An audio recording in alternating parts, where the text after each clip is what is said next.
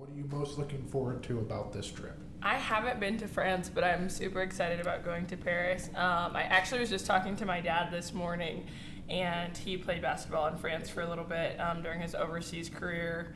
And I was like, so you didn't want to take me with you? But no, super excited for this first time. Just looking forward to getting over there and getting to kind of be global citizens and exploring and whatnot, but then also being locked in and focused on our first game of the season. And then Talia, how important is this trip in terms of kind of getting to know each other more and, with all the newcomers to the team?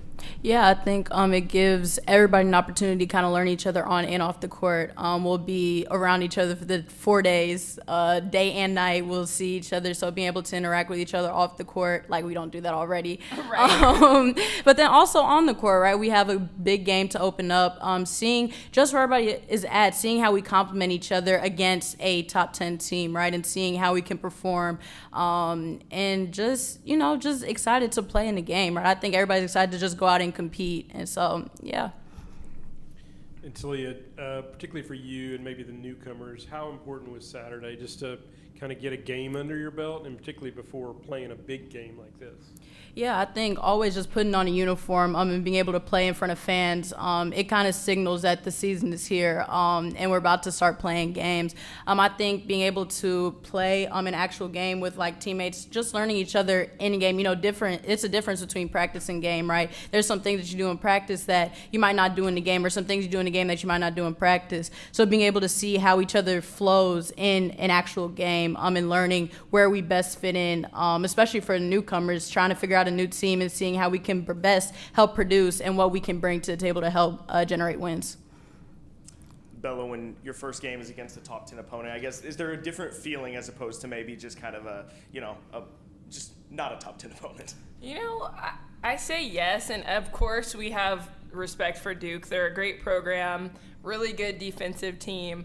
But at the same time, this is the first game for everybody, so we're all coming out and showing what we have for this season. Coming out, and I'm sure on both ends there's going to be some fumbles and missteps and things, just kind of getting ready for this season as we start. But, it's game one. It's 0-0 right now, so we're just looking forward to getting out there and playing. Talia, obviously it's an awesome opportunity and venue, but will it be interesting starting at sort of a neutral site in this way for an opening game of this magnitude? Yeah, I think being overseas, it just shows how much the game has grown, first of all, and how much it's grown on the women's side, and how we're here for that and we're here to play on that stage. But being on a neutral site, right, it's nobody has home court advantage. We're both in new environments, never played there before. And so being able to just get the best out of both teams without all the extra, and having it on the most neutral, most fair side possible, and seeing exactly where each other is at, both teams, us and Duke. Bella, Nikki has been pretty vocal about, she likes to have her teams better in February and March than the start of the season. I know this is a big game to start off the year, but is it hard to, not want to go undefeated? Is it hard to kind of keep that perspective of, you got to grow into the season kind of? Absolutely. This is like a February-March matchup to start the season.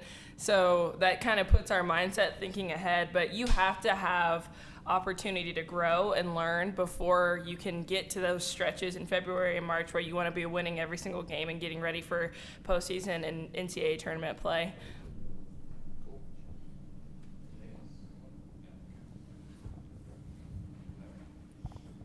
Just looking at this sheet, Bella, a few new coaches, but Johnny Harris, what have they provided for this program? You've been around for a minute now.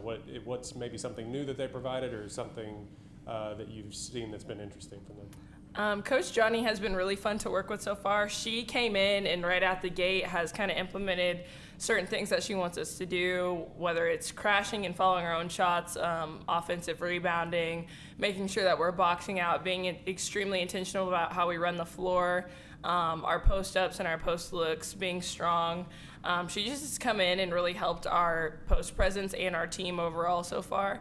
Also very fun to work with. She's always cracking a joke. She's always got a smile on her face, so it's been a joy to work with her so far.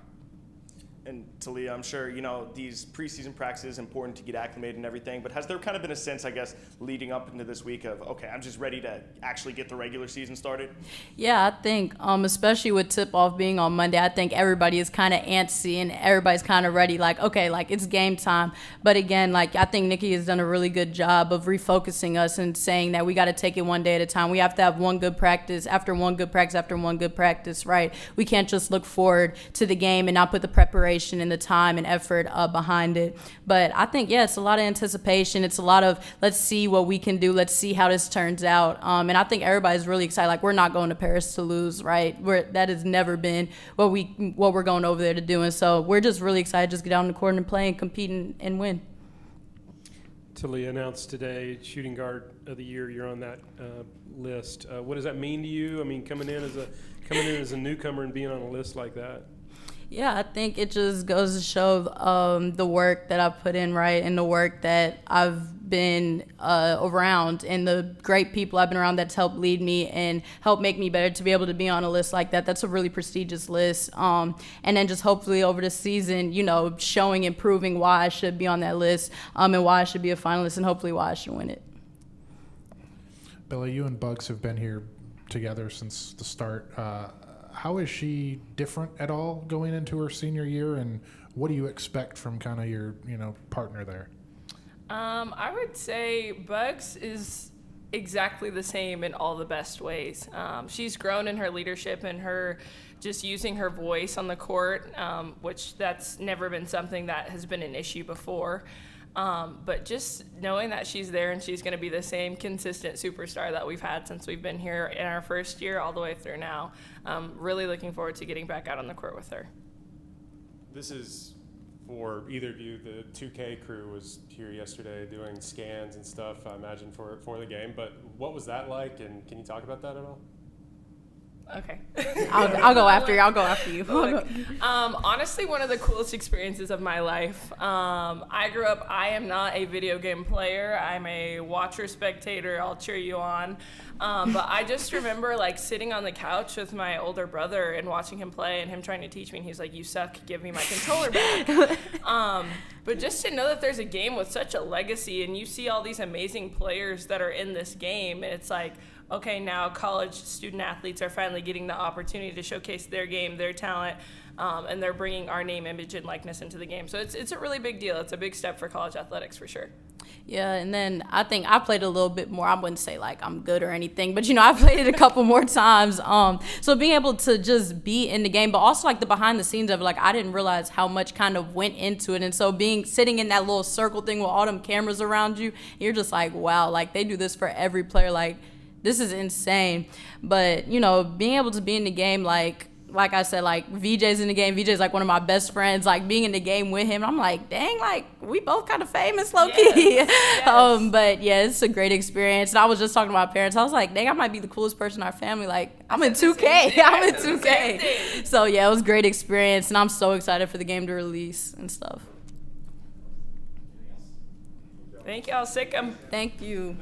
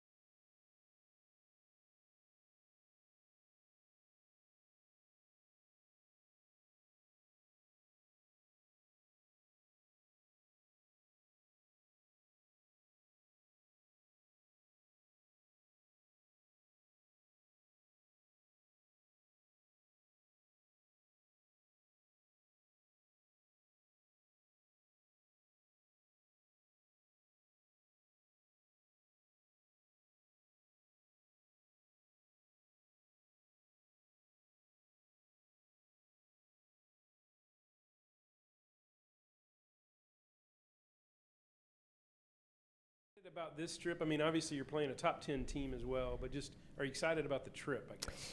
Yeah, I think that, personally, I've actually never been to Paris, so I'm excited to be there and to experience it, with our team. I certainly, it's a tough matchup. So very focused on, kind of what we have to do to be competitive and have a chance to win in that game. But I do think that I think this group will really enjoy the experience of being there and the opportunity to sightsee and probably shop, all of those things. So it's going to be a really amazing experience. And sometimes that gets lost in the world of NIL and college athletics right now is the experiences that we do provide that are going to last with them truly for a lifetime. So I think these are the experiences, whether it's here or it's the trip to Greece and Italy, where you allow young people to feel comfortable traveling internationally. And now, we've got kids, just from last year's roster playing in New Zealand, Spain, Yaya's going to Egypt, Jada's in Hungary. But it makes it easier when they've traveled overseas and understand that it's not really that much different. How did this come about? How did Baylor and you get into playing? Yeah, so like Lee Miller, who kind of runs this event, also did the Bahamas. She's done the men's game up in South Dakota. We're working with her on a game for next year. I think it was just she had talked to us after they did it the first year with Notre Dame and South Carolina.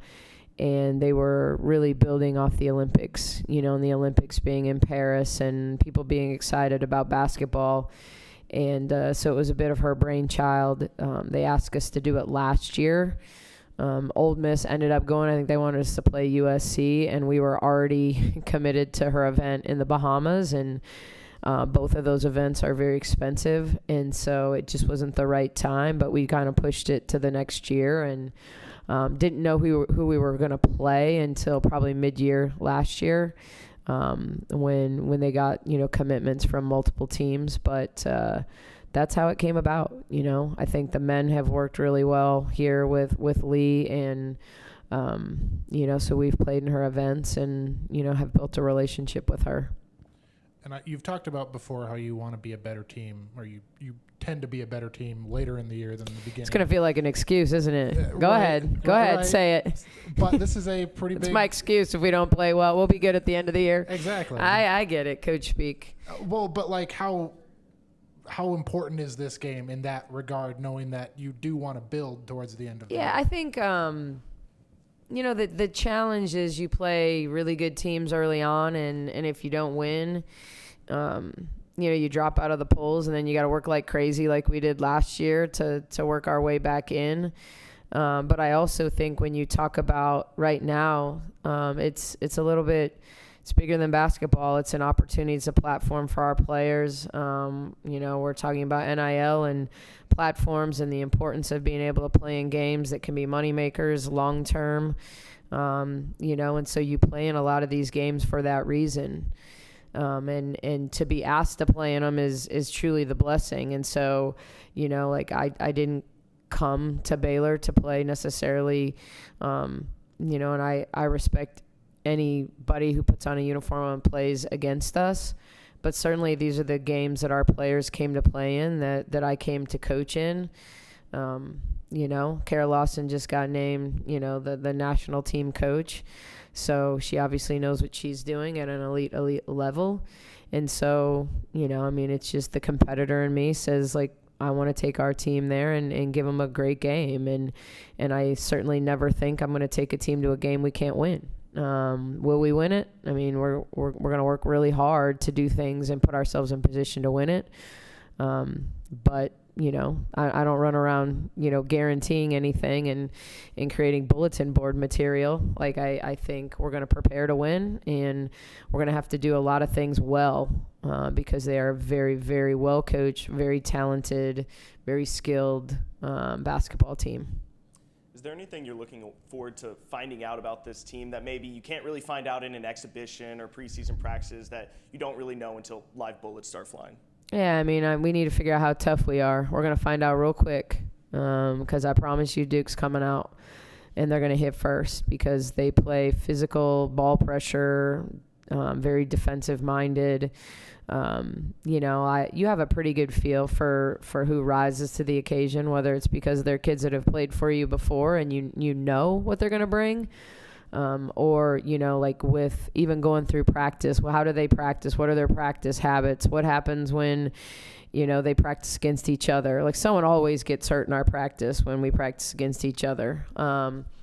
And so, I think it's, we've got to have some players rise up. I have zero doubt. I believe Talia Scott, when she steps on the court, any court, whatever court she's on, she's going to think she's the best player. Like you can't teach kids that.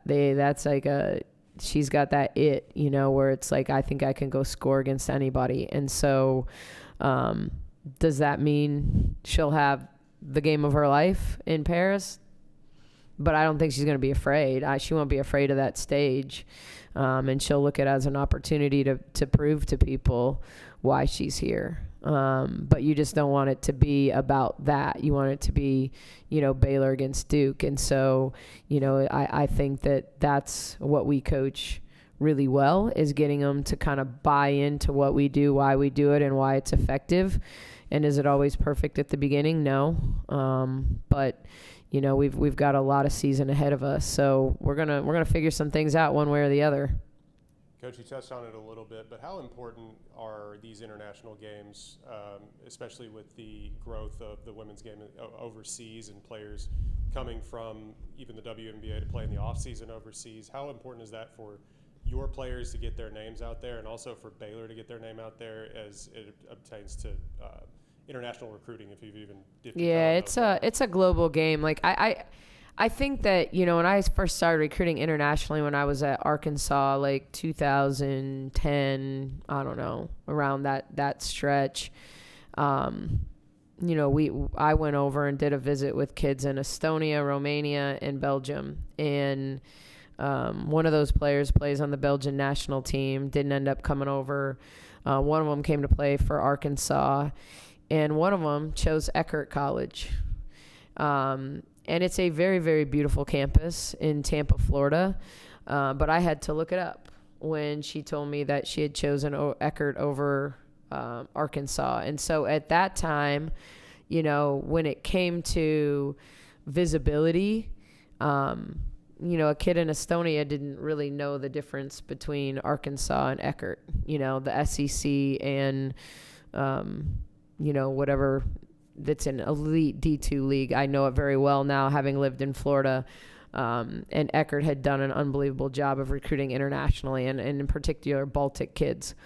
But you're seeing the game, you're seeing more players from Europe come over, more elite players that would have signed pro.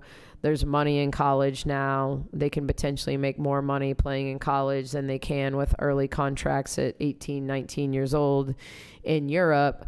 And so you're just starting to see not just certain countries have players come over, but elite players that are fringe, draft eligible, a year later. So I think it's a good thing. I mean, I think all the way around. I think being on TV over here to kick off the season, I think us having a chance to go over there, we're going to do a little recruiting while we're over there as well. So, just being able to get a lot out of the experience besides just the basketball game.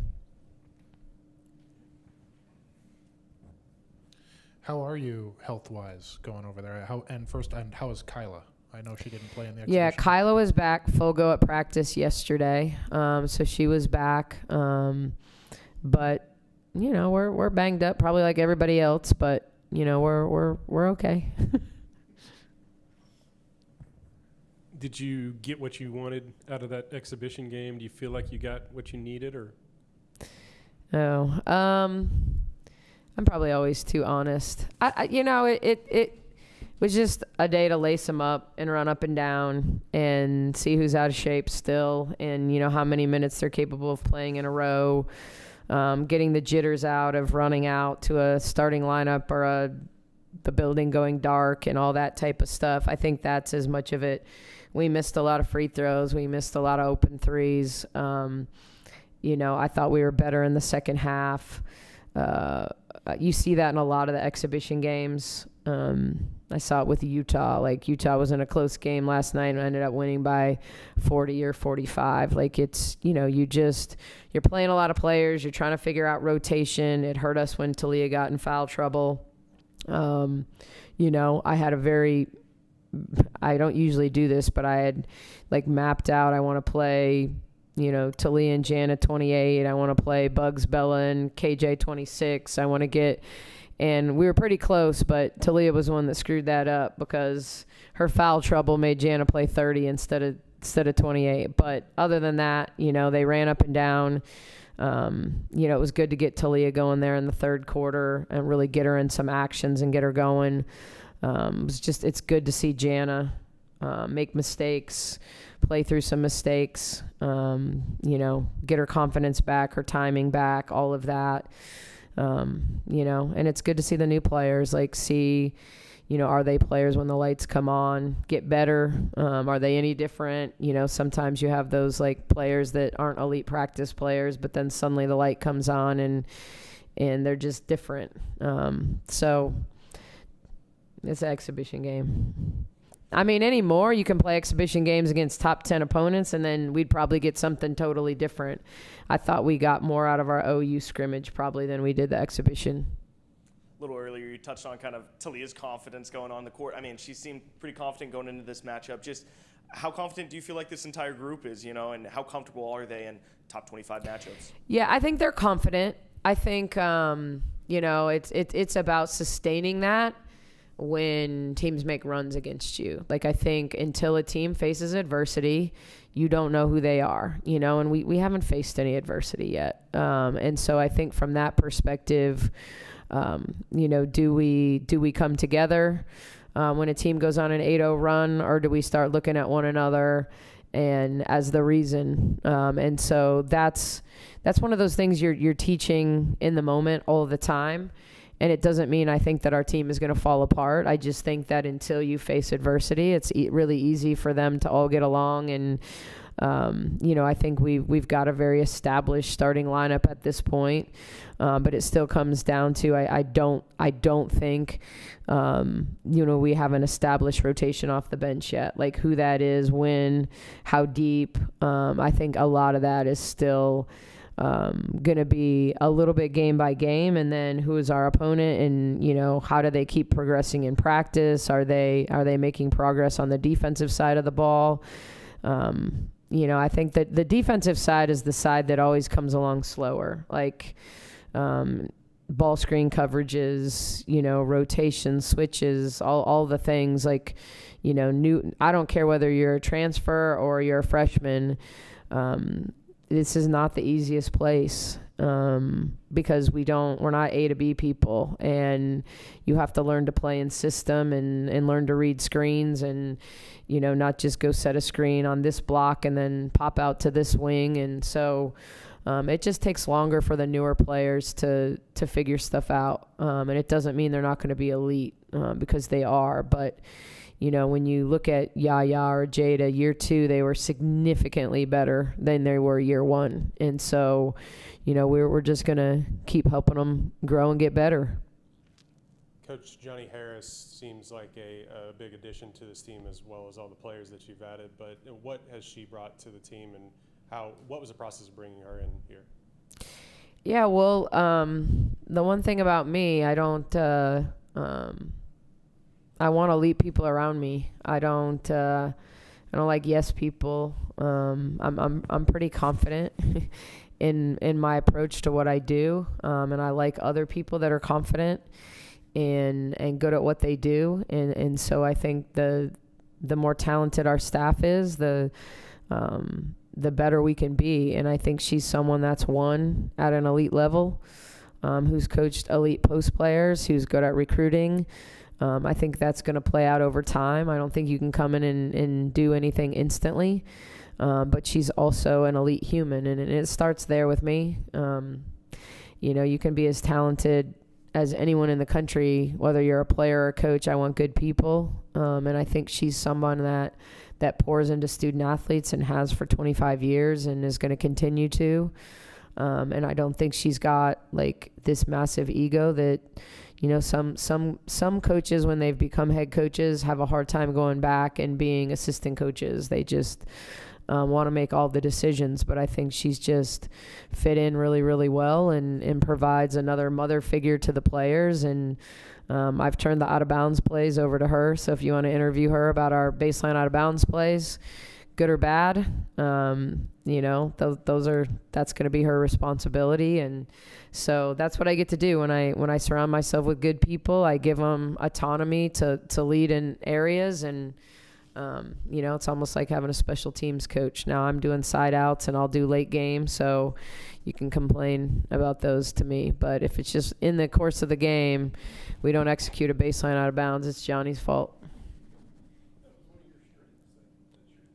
Baseline out of bounds, I like sideline more than I like baseline. But you have 5 assistant coaches. Like, I want to keep them engaged in the midst. I like our players hearing different voices. It doesn't mean that I won't make a call or drop a play in a timeout, and it might be on the baseline. But no, I like the board in my hand. I like that control. I don't, ball goes out of bounds.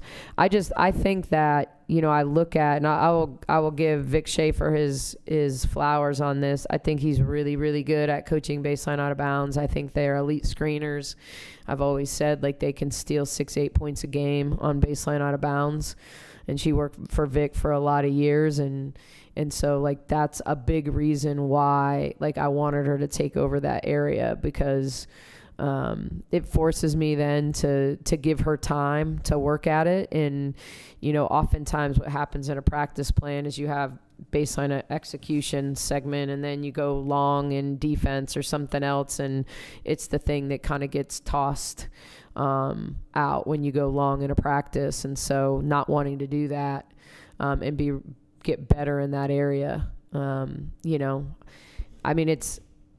the WNBA is a side out league. You never have baseline out of bounds in the W. Like, all fouls are taken out on the side. Like, so college is a baseline out of bounds league. It's not a league, but so anyway, I'm gonna let someone who likes it. And I asked your players about this, and this was, I think, the most excited that I've seen them, is you asked them about 2K and 2K being here. What was that like for them, and what was that like for you, seeing all of that?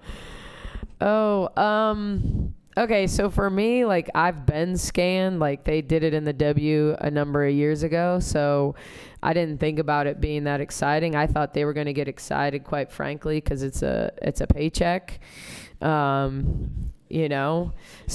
but Juliana had told me, like, when they were getting screened and that they seemed actually genuinely excited. And, like, I'm not a video game person, so, like, it's just I'm just happy they're getting paid, so in this space we're in. But yeah, I'm glad that we could give them that experience, I guess.